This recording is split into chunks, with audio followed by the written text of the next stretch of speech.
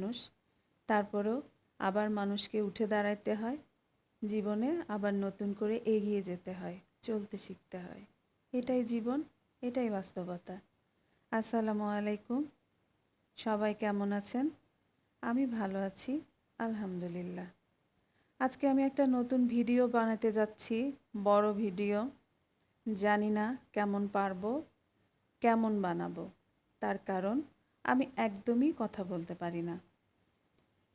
বড় ভিডিও বানাইতে গেলে, কথা বলতে গেলে মনে হয় কি কথা বলবো, আমি তো কথাই বলতে পারি না। বারবার শুধু এটা মনে হয়।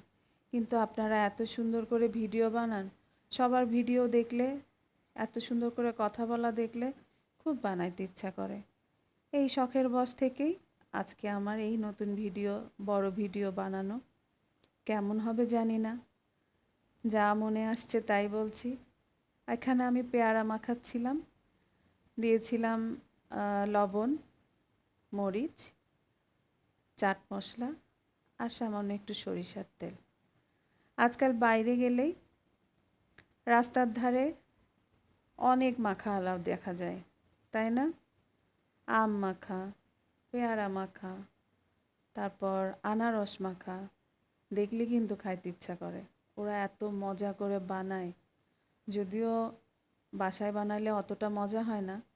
তারপরও কি করব, দুধের স্বাদ ঘোলে মেটানো।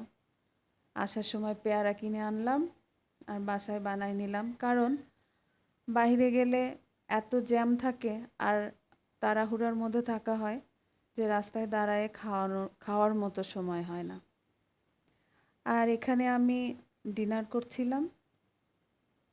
ডিনারটা আমি একটু আর্লি করি, আর্লি করার অভ্যাস, তাই খেয়ে নিচ্ছিলাম একটু তাড়াতাড়ি করেই।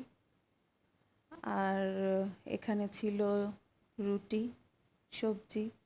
সবজিতে ছিল সজনা, তারপর আলু, টমেটো আর অনেকগুলো শসা। গরমের দিনে কিন্তু শসা খেতে ভালোই লাগে, তাই না? ঠান্ডা ঠান্ডা সবজি।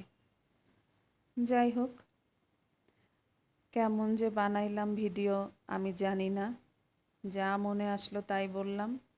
আপনারা বলবেন, কমেন্ট করে জানাবেন। সবাই ভালো থাকবেন।